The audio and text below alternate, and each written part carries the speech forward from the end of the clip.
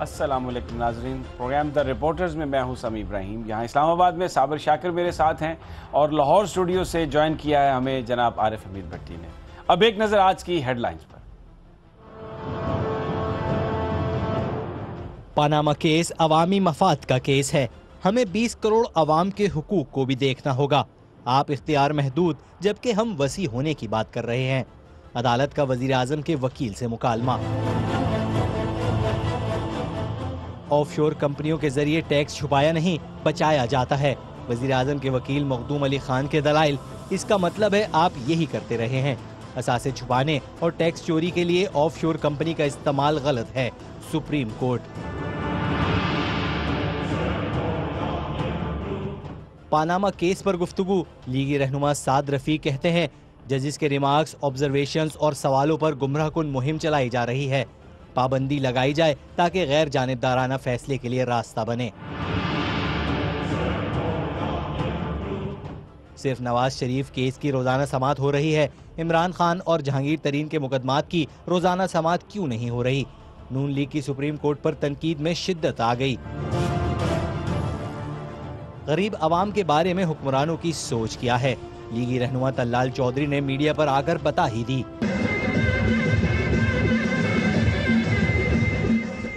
बिलावल भुट्टो की हुकूमत के खिलाफ एहतजाजी रैली लाहौर से फैसलाबाद की जानिब रवां दवां। मौजूदा हुकूमत गुर्बत मिटाओ हुकूमत है, जाती उम्रा के हुक्मरानों को भागना होगा। चेयरमैन पीपल्स पार्टी का जयालो से खिताब। नाज़रीन, अगर टाइम मिला तो एक और स्टोरी भी शामिल करेंगे। पंजाब से ये खबरें आ रही हैं, लाहौर से, कि जनाब शहबाज शरीफ साहब ने चीफ सेक्रेटरी और आईजी पुलिस को खुश हुए हैं किसी बात पर। वो भट्टी साहब से पूछेंगे क्या बात है, और उनके वज़ाइफ में इजाफा कर दिया, को 3-4 लाख रुपए माहाना इजाफा उनको लगा दिया है। भट्टी साहब से पूछेंगे कि वो क्या है। लेकिन प्रोग्राम का आगाज़, जो गुफ्तगू का आगाज़ है, वो पनामा से ही करेंगे।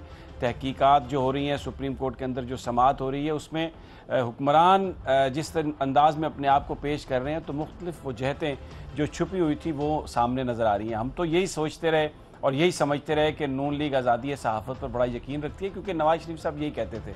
लेकिन आज आपको गुफ्तगू भी सुनवाएंगे नून लीगी कायदीन की, जिसमें वो कहते हैं कि ये जो कोर्ट के रिमार्क्स हैं, इनको भी नहीं दिखाना चाहिए, पाबंदी लगनी चाहिए इस पर, क्योंकि इससे जो आज़ादाना फ़ैसले हैं अदालत के वो नहीं हो सकते। और फिर इसके अलावा जिन गरीबों के वोट लेकर वो मुंतखब हुए हैं, उनके बारे में क्या सोचते हैं, उनके बारे में क्या गुफ्तगू करते हैं। लंडा बाज़ार जहाँ पे गरीब लोग जाते हैं, उन गरीबों के बारे में वो क्या सोचते हैं। लेकिन सबसे पहले आपको ख्वाजा साद रफ़ीक साहब की गुफ्तगू सुनवाते हैं, जिसमें वो ये कह रहे हैं कि ये जो जजेस के रिमार्क्स हैं, अदालत की जो कार्रवाई है, इस पर पाबंदी लगनी चाहिए कि ये टीवी से नशर करे, इस पर बात करे, क्योंकि इससे तौहीन अदालत हो रही है।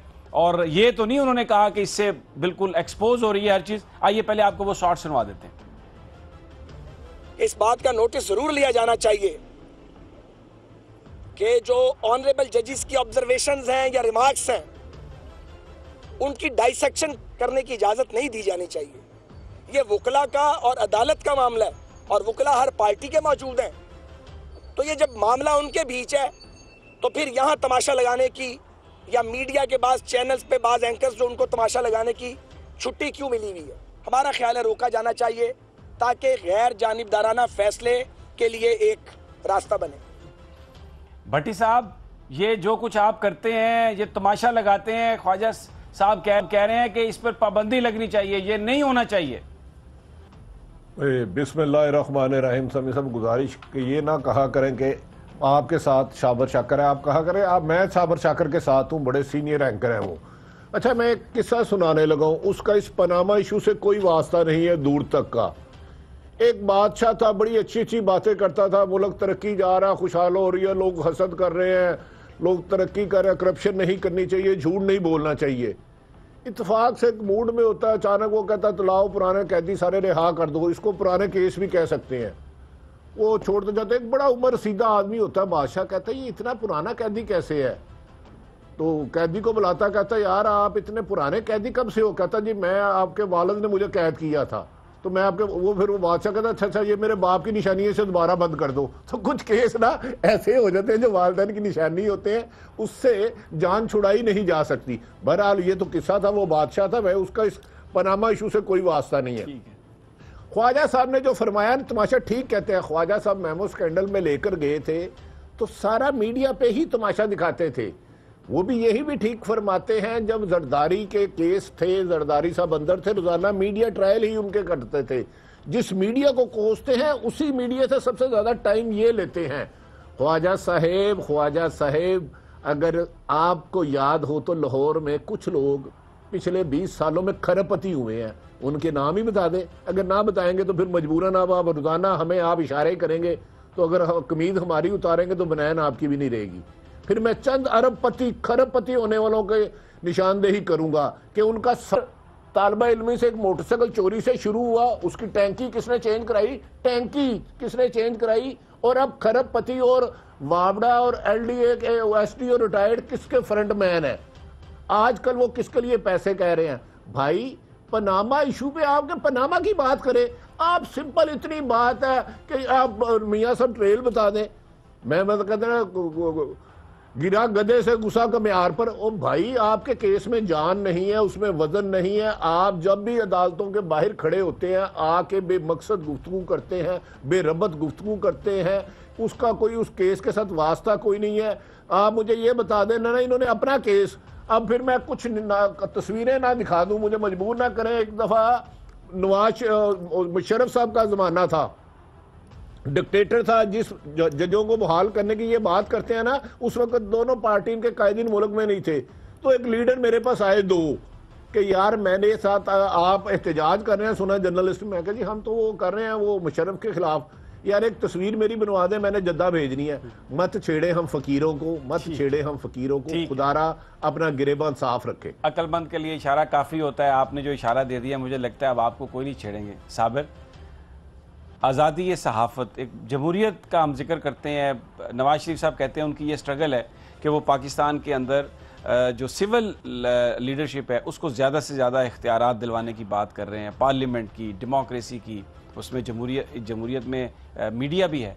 लेकिन वो आज ये कह रहे हैं कि ये जो अदालत में गुफ्तगू होती है, मसलन अगर जज साहब ने ये कहा कि पनामा केस अवामी मफाद का है, हमें 20 करोड़ लोगों के मफादात का तहफ़्फ़ुज़ करना है, आप हमें रकम की तफसील बता दें।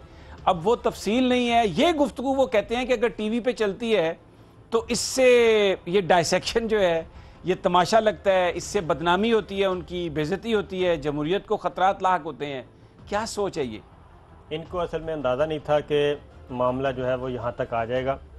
जब नईम बुखारी साहब से सवाल किए जा रहे थे तो उस वक्त मुस्लिम लीग नवाज़ ने ये समझा कि ये जितने भी हैं गैर सरकारी तर्जुमान वज़ीर आज़म हाउस के वजीफ़ा खोर हैं नहीं हैं, वो सारे के सारे ये समझ बैठे थे कि ये केस तो अब हल हो चुका है, अब इसमें कुछ भी नहीं है। लेकिन जब वज़ीर आज़म साहब के वकील आए हैं, मखदूम अली ख़ान साहब बहुत सीनियर हैं, जब वो आए और उनसे सवालात शुरू किए और केस का रुख दूसरी तरफ जाना शुरू हुआ, तो तब इनको ये ख्याल आया कि ये सारा तमाशा था। हालांकि तमाशा मुस्लिम लीग नवाज़ के तकरीबन 12 से 14 लोग डेली ये आते हैं और ये सुप्रीम कोर्ट के बाहर भी और उसके बाद भी। असल जो प्रॉब्लम है वो तो केस के हक़ाइक़ से है ना। तो असल चीज़ वही मैं कह रहा हूँ। अब ये इनको क्यों तमाशा नज़र आता है? तमाशा इसलिए नज़र आता है कि केस थोड़ा सा फैल गया है। 184, 3, 66, 248 वो सारे जितने भी हवाला जात थे वो काम नहीं आ रहे। तो इसलिए इनको, मैं आज एक जगह मुझे बैठने का मौका मिला जहाँ पे सीसीटीवी लगे हुए थे कैमरे, जहाँ पे सीसीटीवी। अच्छा। तो इनके बहुत ही जितने भी फुटेज देखी नहीं आपने? आईनी माहिरीन और जितनी भी ये टीम थी वो बैठी थी, वो सारे सर जोड़ के बैठी थी। और मैं आपको सही बता रहा हूँ, अब इनकी कोशिश पता है क्या है?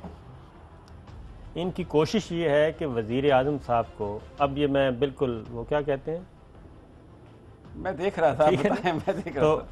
इनकी पूरी कोशिश है कि इस स्टेज पे वज़ीर आज़म साहब को नाअहल होने से किस तरह बचाना है। इस स्टेज पे यही बात है। वो कहते हैं कि अगर इस पिटीशंस के ज़रिए आर्टिकल 184/3 इस स्टेज पे वज़ीर आज़म की नाअहली का ख़तरा है, ये उनकी इंटरनल मीटिंग है वो मैं बता रहा हूँ, और उसमें इस स्टेज पे बचाना कैसे है। अब पता है इन सारी की वो कह रहे हैं कि किसी भी तरीके से कोशिश की जाए कि सुप्रीम कोर्ट डायरेक्ट उनको डिस्क्वालीफाई ना करे, उस तरफ ना जाए, क्योंकि चीज़ें वहाँ तक पहुँच चुकी हैं। और एक साहब से मेरी बात भी हुई उनमें से, वो थोड़ी देर के लिए, तो वो कहते हैं कि अगर हम ये करने में कामयाब हो गए, ये तो पता है कि हम फंस चुके हैं, ये अब उनके आईनी माहिरीन बता रहे हैं कि ये हमें पता है कि हम फंस चुके हैं, हमारे पास वो चीज़ें नहीं हैं जो सुप्रीम कोर्ट हमसे मांग रही है, हम वो चीज़ें नहीं दे सकते क्योंकि हमें हमारा क्लाइंट नहीं दे रहा।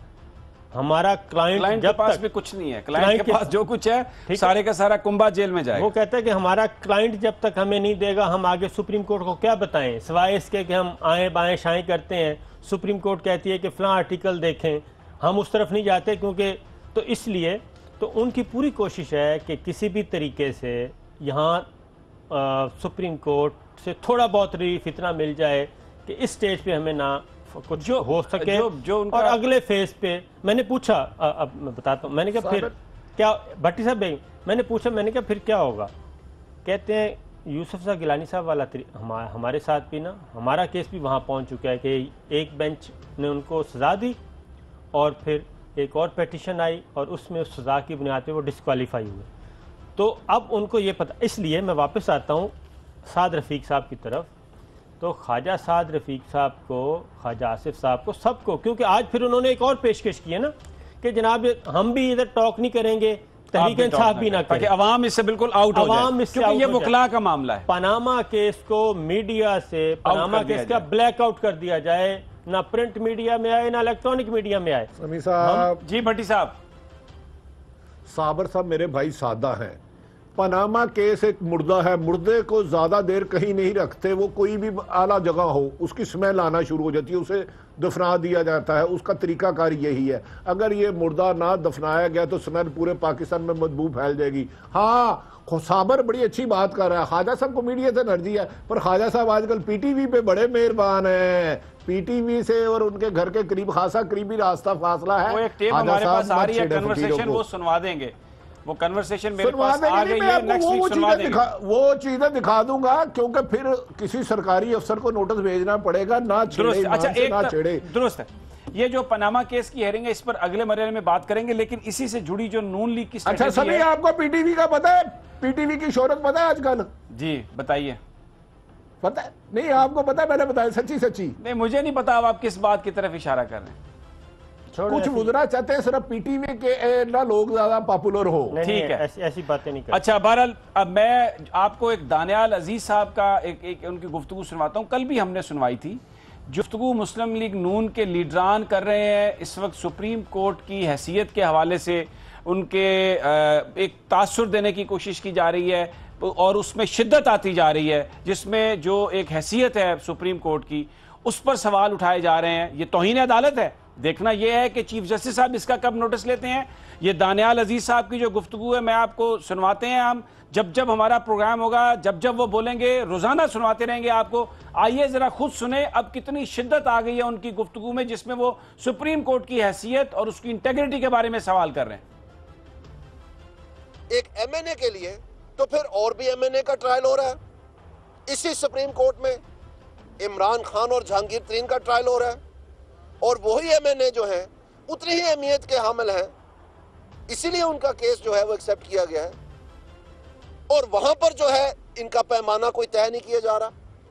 तो ये वाजे किया जाए कि अगर आप समझते हैं कि कुछ अलहदा आपने तरीक़ाकार कायम करना है, जिसका आज नाम लिया गया कि उस तरीक़ाकार का नाम नईम बुखारी रख दें, तो अगर आपने अलहदा तरीक़ाकार तय किया जाए तो वो जाहिर किया जाए ताकि उसके मुताबिकत में हम जवाब दे सकें। और अगर वो पैमाना तय किया जाना है तो फिर क्या इमरान खान। अच्छा, इसी तरह की गुफ्तगू ख्वाजा साहब ने भी, मैं वो भी इसी तरह की गुफ्तगू ख्वाजा साद रफीक साहब ने की। ख्वाजा आसिफ साहब भी उनके साथ खड़े थे, आइए जरा वो भी सुन लें।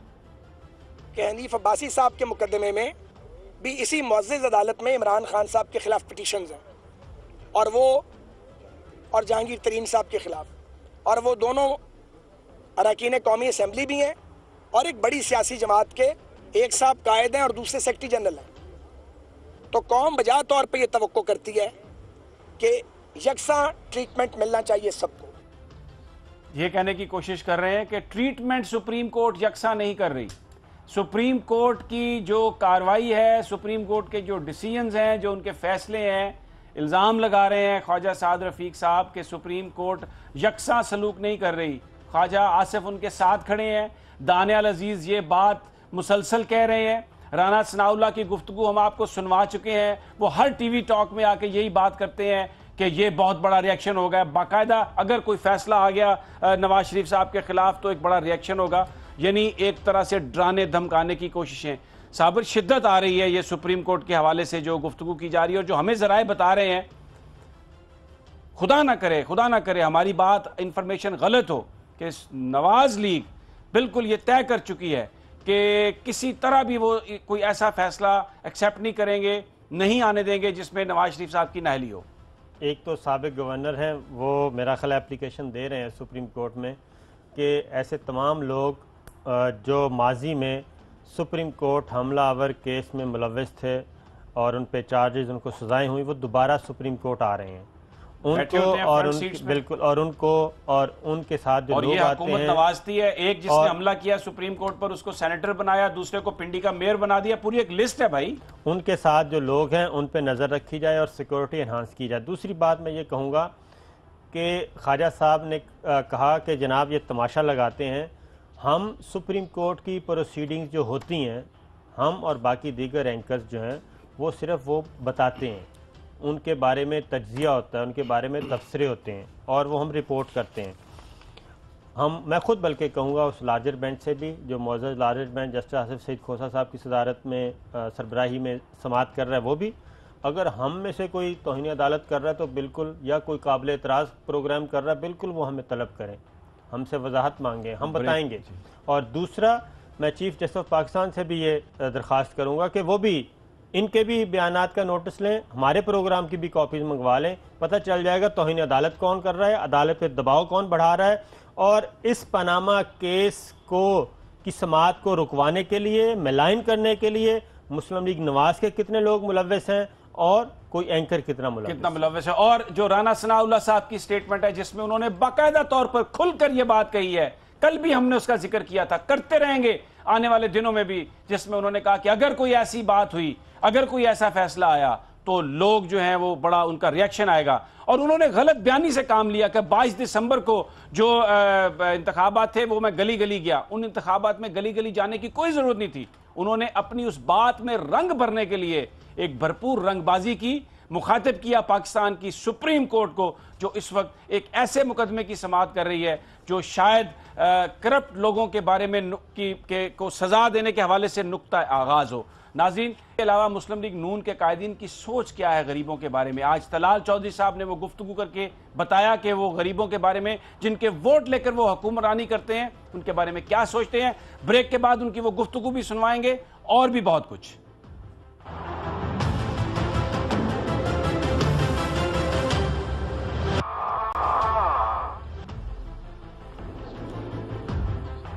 वेलकम बैक नाजरीन, आपको गुफ्तगू सुनवाते हैं तलाल चौधरी साहब की, जिस पे उन्होंने जो ज़बान इस्तेमाल की इमरान खान साहब के बारे में वो भी सुन लें, अपने मुखालिफिन के बारे में गोया, और फिर उन्होंने जो एक और गरीबों के बारे में बात की, ज़रा वो भी सुन लें। इमरान खान और बिलावल भुट्टो की डिग्री लंदन की और इनकी सोच लंडे की है। डिग्री लंदन की और सोच लंडे की। अब लंडा से मुराद लंडा बाज़ार है जहाँ पर गरीब लोग जाते हैं सर्दियों में अपने कपड़े ख़रीदने के लिए, और जो लोग अफोर्ड नहीं कर सकते आम मार्केट्स में जाके कपड़े ले सकें, वहाँ पे वो जाते हैं, लंडे बाज़ार में जाते हैं। और जो इन्होंने तलाल चौधरी साहब ने जो गुफ्तगू की है, ये आप लंडे बाज़ार के, मैं आपको हम विजुअल्स दिखा रहे हैं, आम पाकिस्तानी हैं, हमारी माएँ, बहनें, बेटियाँ, सर्दियों में जब कोई गरीब आदमी अफोर्ड नहीं कर सकता गर्म कपड़े, तो वहाँ से जाके ये लेते हैं। वहाँ पे सोच भी गरीब लोगों की सोच होती है, जिसको तलाल चौधरी साहब लंडे की सोच कह के गरीबों की तौहीन करके, और यही वो गरीब हैं जिनका ये दावा करते हैं कि उनके लिए ये आए हैं, उनके वोटों से ये हुक्मरान बनते हैं, और ख़ुद इनकी जो ज़िंदगियाँ हैं, अगर कुछ तस्वीर प्रोड्यूसर साहब दिखा सकें, जो ख़ानदान जो हुक्मरान इस वक्त है उनकी अगर तस्वीर आप देखें, उनके जेवरात देखें, उनके आप मलबूसात देखें तो आप इंसान हैरान हो जाता है कि एक आम आदमी तो ये तसव्वुर भी नहीं कर सकता। साबिर साहब, ये जो कुछ आप देख रहे हैं, ये घड़ियाँ जो पहनी हुई हैं, लाखों डॉलर की ये घड़ियाँ हैं, कपड़े इंतहाई कीमती हैं, जेवरात इंतहाई कीमती हैं। कहते भी यही हैं कि हम गरीबों के लिए बहुत कुछ करते हैं, लेकिन आके नेशनल मीडिया पे ये बच्चों के लिबास, उनका रहन सहन, उनका अंदाज़ देखें, लेकिन ताना देते हैं कि सोच लंडे की है। गरीब आदमी की जो सोच है, अपने तन को ढांपने के लिए जहाँ पर वो कपड़े ख़रीदने जाता है, उसको ताना बना दिया उन लोगों ने जो गरीबों का वोट लेकर हुक्मरानी करते हैं। भट्टी साहब, कुछ मैं आपसे जानना चाहता हूँ, ये सब कुछ, ये सूरत हाल, लंडे की सोच, यानी ये गाली बना के पेश किया। गरीब आदमी की जो सोच अप्रोच है वो तलाल चौधरी साहब के लिए वो गाली है। अच्छा समी साहब, गुजारिश है, देखिए अभी बिलावल भुट्टो पूरी फार्म में नहीं आए, अभी लाहौर से रैली निकाल के फैसलाबाद पहुंचे हैं तो इन्हें कितने दुखने लग पड़े हैं। वो बच्चा अभी नौजवान है, अभी उस पर कोई एलिगेशन नहीं है। अच्छा, दूसरी बात, उन्होंने ठीक कहा सोच लंडे की है। हाँ, रिस्क हलाल का हो, उससे जिस्म ढांप ले, ये भी इबादत है। हराम का पैसा हो, हराम का पैसा हो, बेशक आपको टिकट किसी इन्वेस्टर, बहुत बड़ी जमात के इन्वेस्टर फरूक की वर्दी से मिली हो, रिकमेंडेशन से मिली हो, वो हलाल नहीं है। हलाल पैसे, रोटी खा लो, दाल पे रोटी के ऊपर ना मिर्चें रख के खा लो, तो वो भी इबादत है। हराम का एक लुकमा जाएगा तो वो हलाल नहीं है। लिहाजा मेरी चोई सबसे गुजारिश है, लंडे के कपड़े पहनना, गरीब आदमी की रोटी खाना, ये बुराई नहीं है। नजायज पैसा कमाया बुराई है। सरकारी मरात का नजायज फायदा उठाना, गरीबों की हक तलफी करना, ये जुल्म और ज्यादती है। मेरे मोहतरम, इसको गाली क्यों बना रहे हो? अगर उसकी डिग्री वहां की है, चलो आप, हो सकता है। अभी मुझे एक टेलीफोन आया एक बंदे का, उसने कहा है कि आपने उसका नाम लिया मिनिस्टर का। मैंने कहा नाम नहीं लिया। कहता जी एक सब इंस्पेक्टर था, उसकी 4 लोगों की प्रॉपर्टी थी 50 करोड़ की, एक मिनिस्टर, लाहौर के मिनिस्टर ने ली और 1.5 अरब में बेच दी। ये तो इनका बिजनेस है। देखिए ये तो हलाल है। हाँ, लंडे में कोट लेंगे 500 का, 600 का बेचेंगे, 100 बचेगा, वो इन्हें तो गाली लगेगा ना। हलाल तो किसी लोगों, कभी कुछ लोगों को गाली लगता है। या अल्लाह इन्हें नेकी की हदायत दे बस। साबिर, ये जो सोच है, एक तरफ मीडिया पर पाबंदी लग जाए इसलिए कि हमारा जो कुछ हमने किया है वो एक्सपोज हो रहा है, और जो गरीब आदमी है उसको कहना कि वो, यानी ये गाली दिया अपने मुखालिफ को, लंडे की सोच।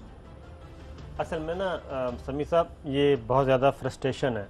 फ्रस्ट्रेशन ये लेके आते हैं कोर्ट रूम नंबर 2 से, और वहाँ पे चूँकि मामलात बहुत ख़राब होते जा रहे हैं, इनके पास बताने को कुछ नहीं है, मनी ट्रेल के बारे में कुछ नहीं है, टेक्निकलिटीज़ पे आ रहे हैं। कभी कहते हैं ये को वारंटों का केस बनता है, कभी कुछ कहते हैं। जब सुप्रीम कोर्ट ये कहती है कि नहीं, ये को वारंटों का इशू नहीं है, बल्कि ये कोई उससे बहुत बड़ा केस है, हम इसको बड़े तनाजुर में देख रहे हैं, आप इसको ये टेक्निकलिटीज़ में ना उलझाएं। वहाँ से फिर ये फ्रस्ट्रेशन लेके निकलते हैं। बाहर बताने को कुछ नहीं होता, क्योंकि बाहर आके क्या बताएं कि जनाब सुप्रीम कोर्ट ने इतने सवालात किए, इतने इस्तफसारात किए, इतनी ऑब्जर्वेशंस दी, और हमारे वकील के पास उनका कोई जवाब नहीं था। तो जब इस तरह की गुफ्तगू बाहर आके ये कर नहीं सकते, बल्कि एक और गुफ्तगू भी की है तलाल चौधरी साहब ने, वो उन्होंने कहा कि बिलावल भुट्टो जी के वो बारे भी में, अगर वो आप सुनवा दें प्रोड्यूसर साहब, जो बिलावल भुट्टो के बारे में उन्होंने कहा है कि ये पता नहीं आजकल जिस तरह की गुफ्तगू करते हैं, जरा वो भी सुनवा दें। हम कुछ नहीं कहते, उन्हीं की जुबानी सुनते हैं। बिलावल साहब, करप्शन पर बात करने से पहले जब तक आपके नाम के साथ जरदारी लगा हुआ है ना बात किया करें, और आपकी जुबान से ये नहीं लगता कि आप भुट्टो हैं या आप भुट्टो के बेटे या उनकी औलाद में से हैं। अब आप वो सवाल कर दिया कि उनकी औलाद, वही कह रहा हूँ ना, कभी ये इमरान खान के बारे में ये कहते हैं बेनामी औलाद, और अब ये बिलावल भुट्टो को भी इन्होंने क्वेश्चन कर लिया है। मैं ये कहता हूँ कि जरदारी साहब इनको बचाने के लिए अमेरिका में मुलाकातें मेरा करते ख्याल है थे। जरदारी साहब को भी, बिलावल भुट्टो साहब को भी और पीपल्स पार्टी को भी ये शॉर्ट ज़रूर सुनना चाहिए कि वो तो क्वेश्चन पे क्वेश्चन कर रहे हैं। एक तरफ ये इतनी मुग़ल्लज़ात वाली गुफ्तगू करते हैं, और उसके बाद फिर ये कहते हैं कि आप तमाशा न लगाएं। सुप्रीम कोर्ट की अगर फ्रस्ट्रेशन है तो भाई वो कहीं और जाकर निकालें। बिल्कुल दुरुस्त है, बजाय इसके कि आप किसी के घर में घुस के और इस तरह की गुफ्तगू करें और जाके दादे ऐश वसूल करें, जो आपको भेजते हैं, मेरा ख्याल है इनको थोड़ा सा। अच्छा, मैं आपको भट्टी साहब, क्योंकि मैं भी सुप्रीम कोर्ट रोज़ाना जा रहा हूँ और भी हमारे बहुत सारे कोलीग्स जाते हैं, एक छोटी सी ऑब्जर्वेशन जो मैं वहाँ पर जो मैंने देखा, अगर हम इसका थोड़ा सा पाकिस्तान की सियासी तारीख से भी साबर ताल्लुक़ है। माजी में जो कब सियासतदानों ने जब काम नहीं किया तो फिर फौज आई और उन्होंने वो काम जो लोगों के लिए थे, जो इंसाफ का मामला था, करप्शन का मामला था, लेकिन अभी पिछले 8-10 साल से ये हुआ है कि फौज भी अब पीछे हट गई है। एक स्पेस है, किसी ना किसी ने तो वो काम करना है। और जजेस जो हैं वो इस वक्त देख रहे हैं कि ना पाकिस्तान के इदारे काम कर रहे हैं, पाकिस्तान का जो गरीब आदमी है वो सफ़र कर रहा है, तो वो जो स्पेस है साबर में, अगर मुझे कंप्लीट कर लेने दें बात, वो जो स्पेस है जो पॉलिटिशियंस ने छोड़ी और जिसमें फौज अपने हालात की वजह से बाहर चली गई, मुझे लग ये रहा है कि इदारों को फंक्शन करने के लिए सुप्रीम कोर्ट ऑफ पाकिस्तान ये अपनी कॉन्स्टिट्यूशनल ड्यूटी समझती है कि अगर फंडामेंटल राइट्स को प्रोटेक्ट करने के लिए इदारे नाकाम हो गए हैं तो सुप्रीम कोर्ट ने आना है। और करप्शन एक फंडामेंटल राइट की ब्रीच है, तो वो उस फंडामेंटल राइट को, उस बुनियादी हक को पाकिस्तान के अवाम को बचाने के लिए वो ये फैसला देंगे। और जिसकी वजह से ये अब अदराक, जैसे आपने भी कहा, नून लीगर्स को हो गया और वो सुप्रीम कोर्ट पर हमले की सोच रहे हैं, मीडिया पर कदगन की सोच रहे हैं, और ये जो सारी हम गुफ्तगू सुनते हैं इसी का वो नतीजा है। जी आप कहें या भट्टी साहब? जी भट्टी साहब। देखें, जो आज ये साहब ने, मैं तो इनका नाम नहीं लेता, मैं डरता हूँ, जिस तरह बिलावल की वल्दियत को क्वेश्चन मार्क किया, शहीद मोहतरमा बेनज़ीर भट्टो को इन्होंने किया, खुदारा यार इस तरह की लैंग्वेज इस्तेमाल ना करें। आप भी हमारे कौमी लीडर हैं, वो भी लीडर हैं। जब आप ये गुफ्तगू करेंगे तो आपके नीचे कारकुन फिर सुप्रीम कोर्ट पर, असम्बलियों पर, सहाफत पर हमला नहीं करेंगे तो और क्या करेंगे? कौन सा कल्चर फ़रोग दे रहे हैं आपने? हाँ, अगर मैंने लंडे का कोट पहना होगा तो अल्लाह जानता है फ़ख्र करूँगा, हराम की कमाई का। ऑक्सफोर्ड का भी पहना होगा तो मुझे दुख होगा। मोहतरम, आपने हलाल को गाली बना दिया है। सुप्रीम कोर्ट का क्या कसूर है?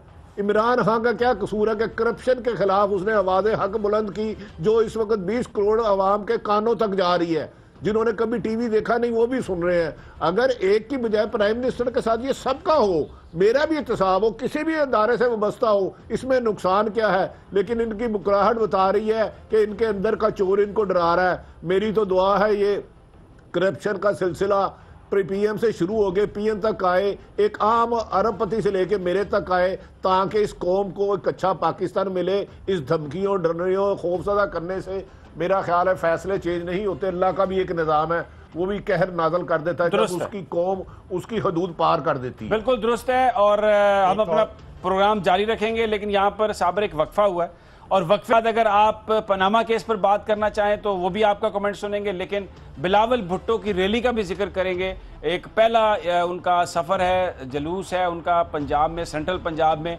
क्या वहाँ पर इस वक्त सूरत हाल है, लोगों की क्या तवक्कुआत थी पीपल्स पार्टी से, और बिलावल भुट्टो क्या डिलीवर कुछ कर सकते हैं या नहीं, ये सब एक मुख्तसर से वक्फे के बाद।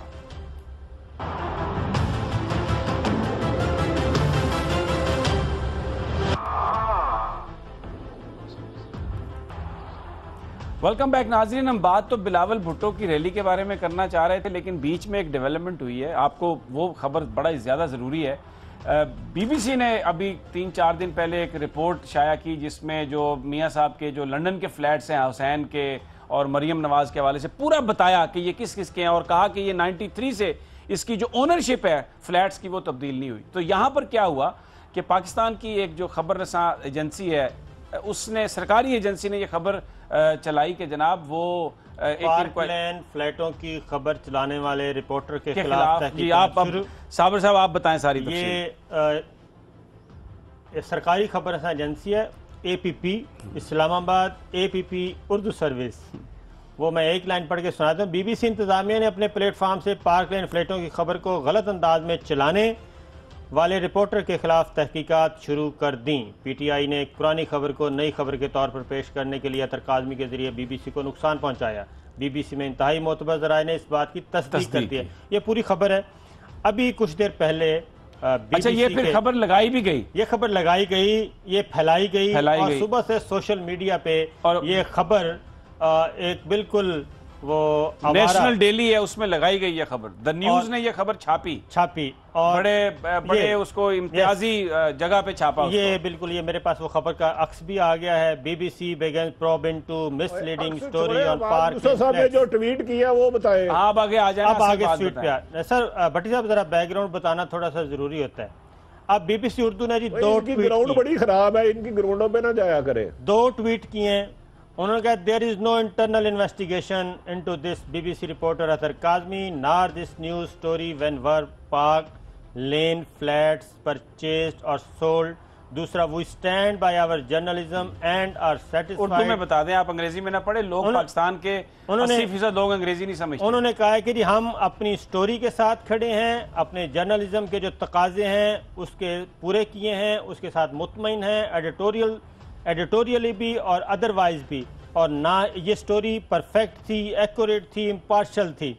तो ये वो चीज़ है जो मैं बता रहा था, आप भी देख रहे थे कि क्यों ये सारा चीज़ें भट्टी साहब का इस पे भट्टी साहब से लें, उसके बाद फिर बताते हैं कि भट्टी साहब ये स्टोरी जो है BBC कह रही है बिल्कुल ठीक है, हम उस पर कायम हैं, और जो पाकिस्तान की सरकारी न्यूज एजेंसी ने ये कहा कि BBC ने इसकी शुरू कर दी है तफ्तीश, वो भी गलत है। और जो बड़ा एक अखबार है, मुवक्कर अंग्रेजी का इदारा अखबार, जिसने ये खबर शाया की, वो भी सारी की सारी गलत है। ये है BBC। अच्छा, समी साहब कहते हैं रब दियां बेपरवाहियां बांदर खान मलाइयां। कुछ लोग आज कोर्ट के बाहर कह रहे थे कि तमाशा लगाया होता है सहाफियों ने, तमाशा। अब बताएं, तमाशा हमने लगाया या उन्होंने? ये तो माज यूसुफ साहब की मेहरबानी, उन्होंने ऐन मौके पे दे दिया। भाई हम तमाशा तो दिखा सकते हैं, आप तमाशबीन नहीं बन सकते सरकारी वसाइल लूटने वाले। हम मदारी बन के रोटी तो कमा सकते हैं, लेकिन हाकम बन के, MP MN बन के, वजीर बन के, वसाफी बन के लोगों का माल हड़प करना हमारी जिम्मेदारी नहीं है। इसी को सहाफत कहते हैं। एक बड़ी डेवलपमेंट आई, हम बिलावल भुट्टो की बात कर रहे थे, इसको हमने डिस्कस कर लिया। इसीलिए पनामा को इग्नोर करना हकायक से चचमपुशी होगा, जो हम नहीं कर सकते, चाहे ये जितना मर्जी प्रेशर डाले। बिल्कुल जी साहब। तो असल चीज़ वही है कि समी साहब, ये वो फ्रस्ट्रेशन इनको नज़र आ रहा है। जब आप भी बैठे थे, मैं भी बैठा था, तो वहाँ हमने जो कुछ सुना, जो कुछ देखा, तो उसमें तो वो कहते हैं कि बस इस मौके पे अगर हम वज़ीर आज़म को नाहल होने से बचा लें, कुछ दिन मिल जाएंगे हमें, और फिर उसके बाद शायद चीज़ें मैनेज हो जाएं। लेकिन असल मसला ये है, ये हो नहीं सकता। बाकी मैं वो जिस साहब ने आज बात की ना तमाशा लगाने वाली, वो भी आज उन्होंने एक नया नैरेटिव भी दिया है, आपको पता है? वो ये कि अगर नवाज शरीफ साहब को कुछ कहा या कुछ हुआ तो ये सारा सियासी निज़ाम जो है पाकिस्तान का, ये ज़मीन बोस हो जाएगा, और पाकिस्तान जो है वो पाकिस्तान बेक़ियादत हो जाएगा, और पाकिस्तान को की पॉलिटिक्स को, इंटरनेशनल पॉलिटिक्स को समझने वाला कोई और है ही नहीं सिवाय उनके लीडर के। एक चीज छोटी सी ब्रेक खत्म हो रहा है। दुबई में जायदादें खरीदी गई, बेनामी भी और नामी भी। बहुत बहुत शुक्रिया। ये इस हफ्ते का आखिरी रिपोर्टर। इंशाअल्लाह मंडे को फिर मुलाकात होगी। इजाजत दीजिए, अल्लाह निगहबान।